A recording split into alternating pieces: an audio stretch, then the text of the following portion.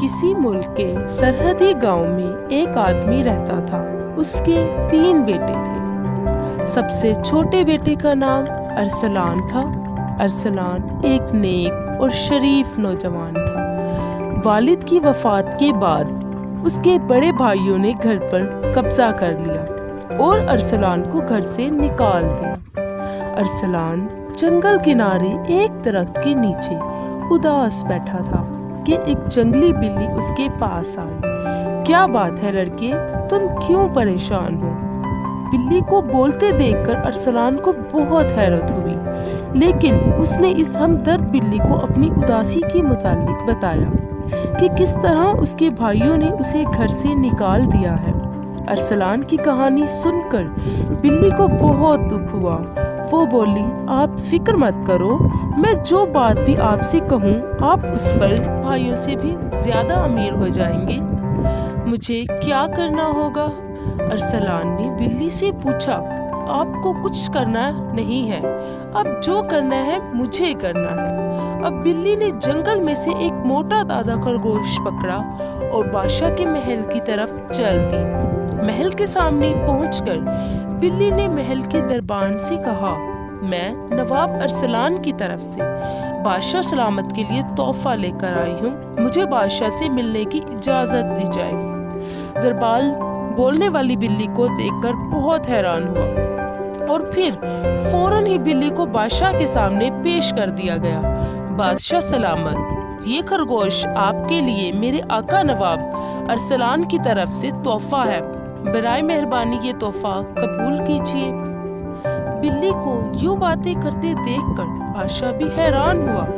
خرگوش کا تحفہ قبول کرتے ہوئے بادشاہ نے بلی سے کہا، ہماری طرف سے اپنے آقا نواب ارسلان کا شکریہ ادا کرنا اور ان کو ہمارا سلام کہنا۔ جی بہتر جناب عالی۔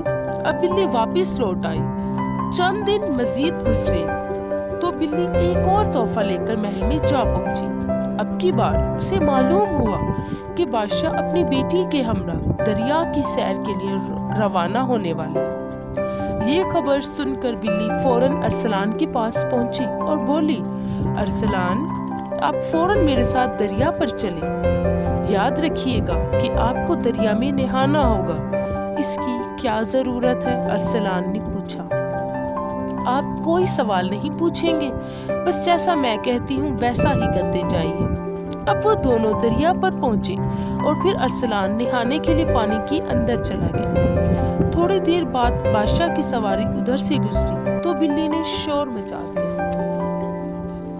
بادشاہ سلامت، میرے آقا کے کپڑے چوری ہو گئے ہیں۔ شاہی سواری رک گئی اور بادشاہ نے بلی کو اپنے پاس بلا لیا۔ بادشاہ سلامت، میرے آقا دریا میں نہا رہے تھے کہ ان کے کپڑے اٹھا کر لے گیا۔ یہ سن کر بادشاہ نے اپنے خاص خدمتگار کو بلایا اور بولا، جلدی سے محل میں واپس جاؤ اور نواب ارسلان کے لیے بہترین لباس لے کر آؤ۔ ملازم اپنے گھوڑے پر ہوا کی رفتار سے گیا اور پھر واپس لوٹ آیا۔ ارسلان نے نیا لباس پہنا۔ اب وہ واقعی کسی سلطنت کا شہزادہ نظر آ رہا تھا۔ بلی نے بادشاہ سے ارسلان کا تعارف کروایا تو بادشاہ نے کہا، نواب صاحب، آپ ہمارے ساتھ ہی شاہی سواری میں بیٹھ جائیے، ہم آپ کو آپ کے گھر تک چھوڑ دیں گے۔ ارسلان خاموشی سے شاہی سواری میں بیٹھ گیا۔ اب بلی شاہی سواری کے آگے آگے چلنے لگی۔ کچھ دور کھیتوں میں لوگ فصل کاٹ رہے تھے۔ بلی دوڑ کر ان کے پاس گئی اور بولی، دیکھو شاہی سواری آ رہی۔ اگر بادشاہ تم سے پوچھے کہ یہ کھیت کس کے ہیں تو تم لوگوں نے بس ایک ہی جواب دینا ہے کہ یہ کھیت نواب ارسلان کے ہیں۔ اگر تم لوگوں نے بادشاہ سلامت کو خوش کرنے کے لیے یہ جواب نہ دیا تو مجھے ڈر ہے کہ بادشاہ تمہیں قتل کروا دے گا۔ یہ بات سن کر وہ لوگ ڈر گئے۔ شاہی سواری پہنچی تو بادشاہ کے پہنچنے پر لوگوں نے وہی جواب دیا جو بلی نے اسے سمجھایا تھا۔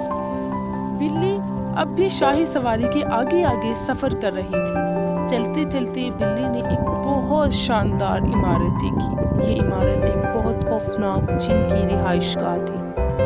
بلی نے خود سوچا اور اس عمارت کے دروازے پر دستک دے دی۔ دروازہ کھلا تو بلی ڈر اس کے سامنے ایک جن کھڑا تھا۔ وہ اپنی سرخ سرخ آنکھوں سے بلی کو گھور رہا تھا۔ بلی ڈرتے ڈرتے بولی، میں نے سنا ہے کہ آپ پل بھر میں کوئی روپ بھی بدل سکتے ہیں۔ ہاں، تم نے بالکل ٹھیک سنا ہے۔ جن بھاری آواز میں بولا، میں کیسے یقین کروں؟ بلی بولا، یقین نہیں آتا تو اندر آ جاؤ، میں ابھی تمہیں روپ بدل کر دکھا دیتا ہوں۔ بلی گھر میں چلی آئی۔ اب جن نے ہو ہو کا نعرہ لگایا اور پھر دیکھتے ہی دیکھتے وہ ایک خوفناک ببر شیر بن گیا۔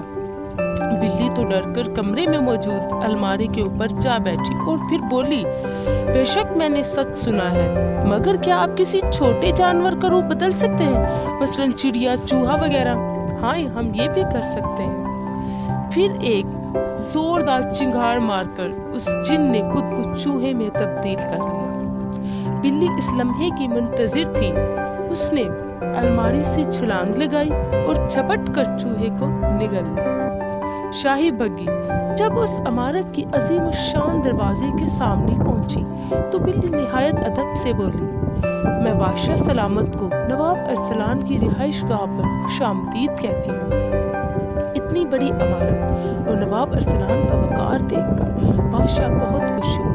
ارسلان تمام واقعات سے بے خبر تھا۔ اب بادشاہ نے پوچھا، نواب ارسلان، کیا آپ میری بیٹی سے شادی کریں گے؟